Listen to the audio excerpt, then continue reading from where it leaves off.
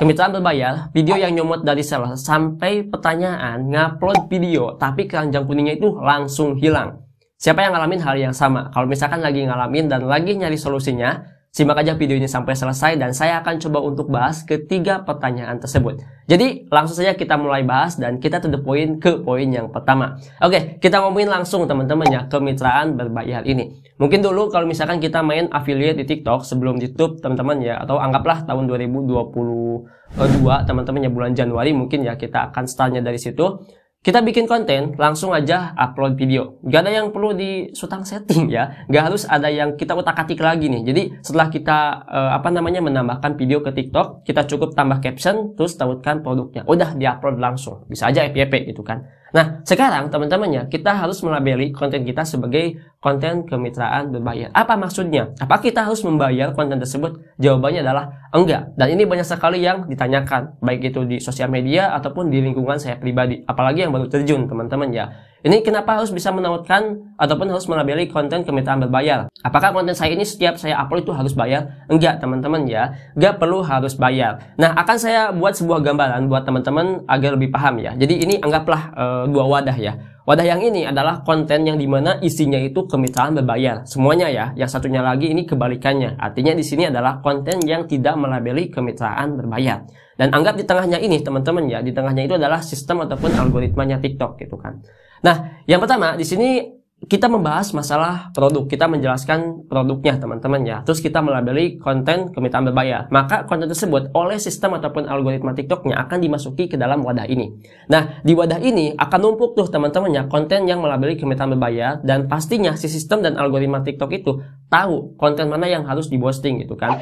Sedangkan sebaliknya konten yang tidak melabeli kemitraan berbayar, anggaplah konten edukasi, tutorial, terus cerita horor yang lainnya teman-teman ya, maka akan direkomendasikan ke orang-orang yang lagi nyari konten-konten tersebut gitu kan, lagi coba untuk explore konten tentang masalah cerita horor ataupun yang lainnya, kayak gitu teman-teman ya. Nah, sedangkan kalau kontennya dimasukkan ke wadah yang tanpa kemitraan berbayar, itu bisa aja masuk teman-teman ya, tapi ya TikTok bingung gitu kan merekomendasikannya. Ini udah dipisah nih gitu kan kontennya, apa yang harus diposting? Kalau diposting ke sini takutnya itu nggak relevan gitu kan, diposting ke sini juga nggak relevan. Jadi intinya sistemnya itu agak sedikit bingung. Dan ini gambaran saya dan sudah saya tes teman-teman ya, satu konten menggunakan kemitraan berbayar dan satunya lagi itu enggak, ternyata hasilnya itu malah jelek ke traffic ya, seperti itu teman-teman ya. Itu untuk poin yang pertama. Jadi buat teman-teman yang ngomongin masalah kemitraan berbayar, apakah bayar ataupun enggak, jawabannya adalah enggak. Dan kalau misalkan teman-teman melabeli kemitraan berbayar, itu insya Allah produknya akan direkomendasikan ke audiens yang tepat, artinya yang lagi membutuhkan produknya ya. Bayangkan aja kalau misalkan kontennya FYP gitu kan, terus setiap harinya ada orderan, berarti itu udah relate teman-teman ya, seperti itu. Itu untuk pertanyaan yang pertama.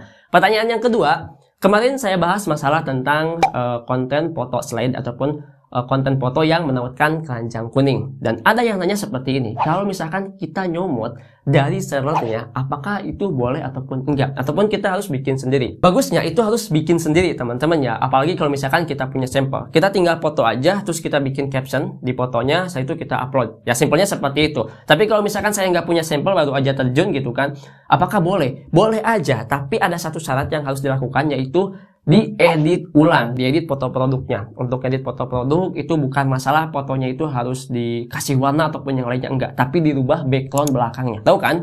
Untuk foto produk itu banyak sekali backgroundnya ya. Untuk bagian belakang ada background putih, background hitam, dan yang lainnya. Nah, kalau misalkan dari sellernya itu background putih, maka di sini kita harus edit menggunakan background hitam ataupun tambahkan lagi teks di bawahnya teman-teman ya. Seperti itu kurang lebihnya. Dan aplikasi yang tepat untuk mengedit foto produk tersebut itu Photoroom, dan sudah saya bahas di video sebelumnya. Mungkin akan saya coba bahas lagi ya nanti di next video. Tapi lebih tepatnya aplikasi tersebut itu bisa ngebantu teman-teman untuk merubah tampilan foto produknya agar lebih menarik lagi. Dan kalau misalkan teman-teman tiba-tiba nyomot ya dari sellernya, cuma modal screenshot terus langsung dibuat kontennya, aman sebetulnya, tapi lambat laun akan kena pelanggaran. Kenapa bisa dapat kena pelanggaran? Karena banyak sekali studi kasus yang saya lihat di forum ataupun di grup.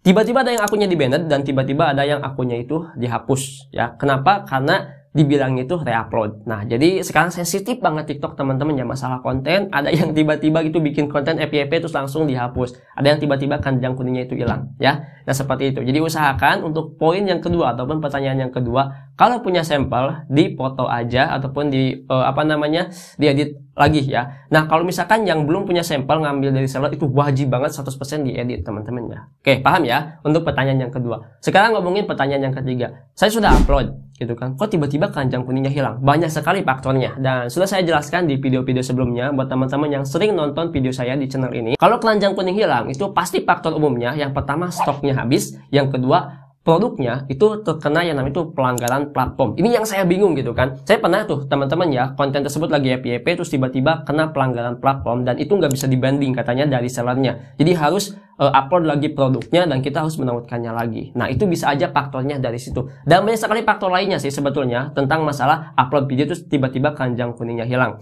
Dan faktor ini yang sering saya alami di akun affiliate saya. Mungkin buat teman-teman yang punya pendapat lain coba tulis di kolom komentar. Nah, jadi itu ya ketiga pertanyaan yang sering dialami ataupun yang lagi dipertanyakan nih oleh affiliate yang baru terjun ke mitra berbayar, terus ngambil foto dari dari seller lain. Ini untuk konten baru ya. Terus ngomongin masalah yang namanya itu upload video tiba-tiba keranjang kuningnya hilang, itu faktornya bisa aja dari pelanggaran dan dari yang namanya itu produknya itu habis. Nah, teman-teman, jadi itu saja mungkin di video kali ini. Kalau misalkan punya pertanyaan lain langsung aja tulis di kolom komentar, nanti saya akan coba untuk bahas dan semoga ini bisa ngebantu ya buat teman-teman yang lagi nyari solusinya tentang konten TikTok affiliate. Sampai jumpa di video selanjutnya dengan saya Adam. Wassalamualaikum warahmatullahi wabarakatuh.